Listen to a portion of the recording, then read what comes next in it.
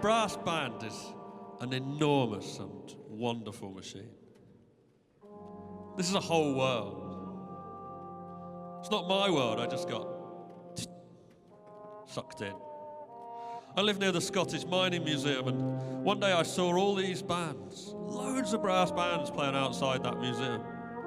And that was my epiphany, that was how this started for me.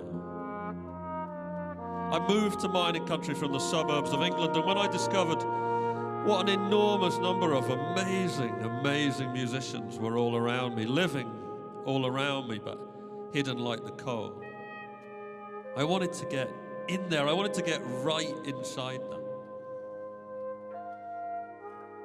The brass band is a series of voices, distinct but similar voices, and like that, it's as much like a choir as an orchestra. And this thing runs on systems, tiny mechanical systems of tubes and valves, and musical systems of clefs and staves and seats and desks, and bigger societal systems, because there is social thinking built into the DNA of the brass band, into the sperm and the egg of the brass band, because from before it was born, the desire was, how can we get as many people playing music together as possible? What a wonderful reason to be born. That's not how orchestras were born. Orchestras came through the whims of superstar composers and the monarchs of Europe who patronized them. And bands formed around mines, around factories, around centres of industry, or around community hubs, village bands.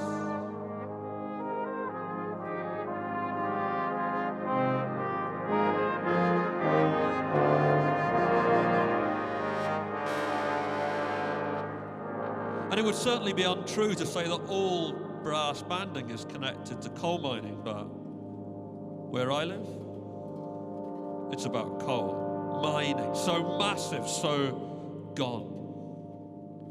Mining reared up out of the ground around me. It formed the villages and then disappeared back underground, leaving its remnants only in the architecture and the place names and, of course, in the music. And that was fascinating to me because I arrived in this place with this incredible music I'd never heard and this lifestyle which had disappeared before I got here. Dads didn't really want their sons to go down the pit. However, there was high unemployment and couldn't get a job. And so my dad got me an interview in medical and such like, and I started when I was 17, and that's how I ended up in mining. This is Brendan. Brendan was arrested just 3 miles from where I live at a picket in Bilston Glen Colliery in 1984, and although mining seems gone, it's not that long gone, not really. And the Scottish government has decided to remove criminal records from a number of people who were convicted during the 1980s miners' strike, and if that happens, that will change people's lives. Mining will change people's lives again. Brendan has carried a criminal conviction for 37 years. That's a massive thing. That's a life-changing thing.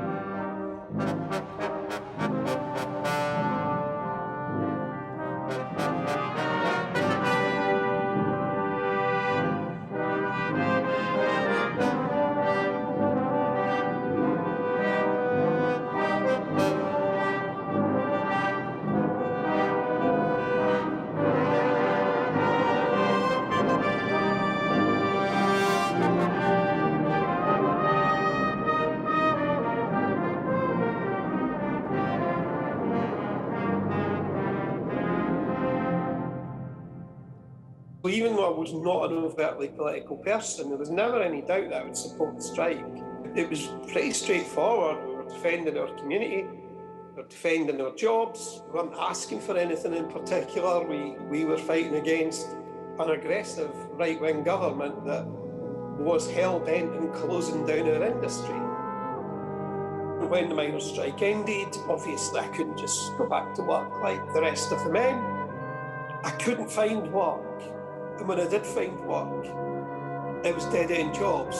And then when they found out who it was, they would just say, oh, look, there's less work available, we have to pay you off. And it affected my life really negatively because I couldn't find work. And I was watching the world I believed in collapse.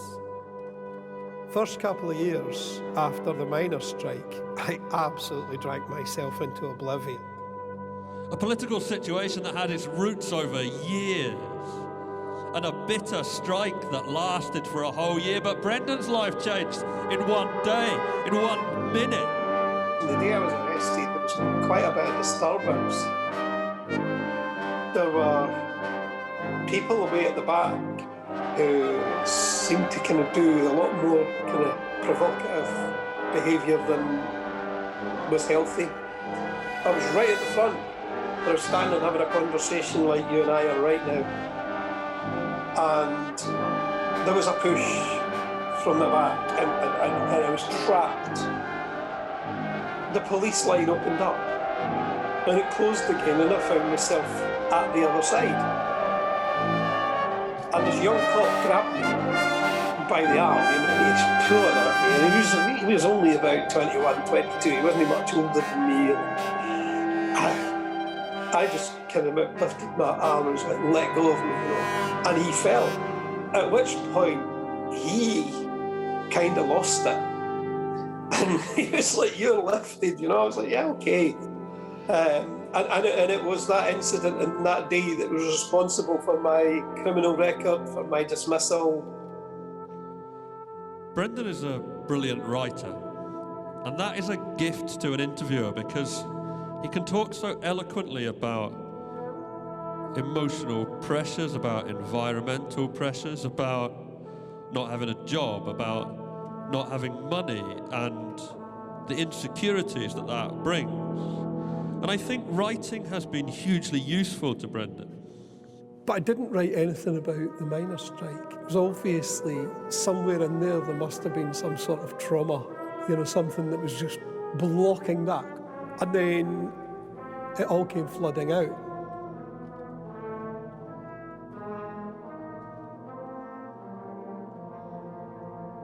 There are actually generations in mining communities of young people who know nothing about this.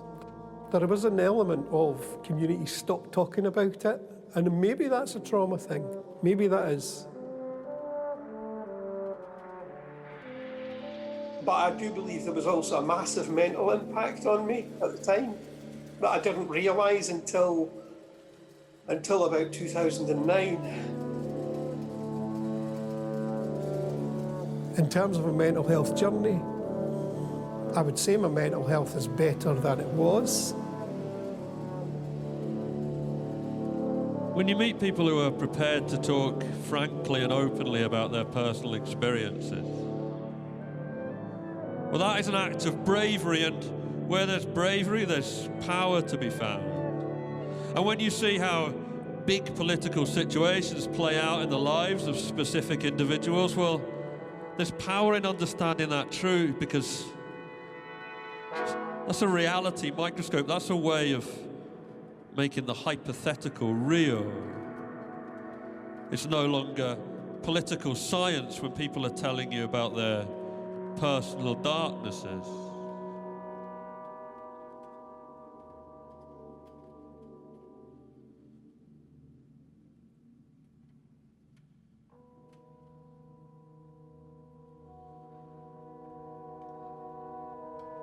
And you might be thinking, come on, mate. We came to see a brass band, the most joyous of all sounds. Lighten up.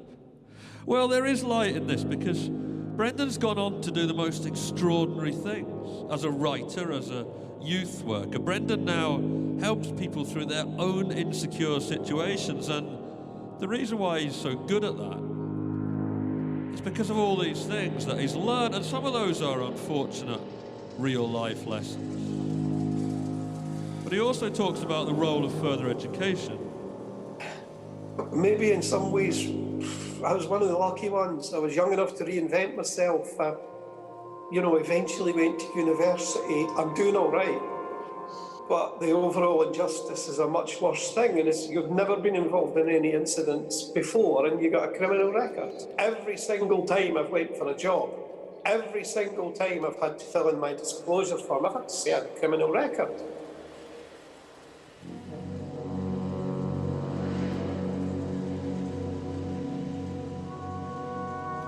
And returning to looking at how big political situations play out in the lives of individuals, well, those pickets have been in court for years, for decades. But there's power in acknowledging the fact that, in Scotland at least, this has been addressed. Basically, they came up with these convictions are not safe, and I think that's right. But I mean, what they were doing was redressing an injustice. So it was good that this was taken up, and it's great that after all these years, we'll get our criminal records wiped. Actually, it's a good feeling.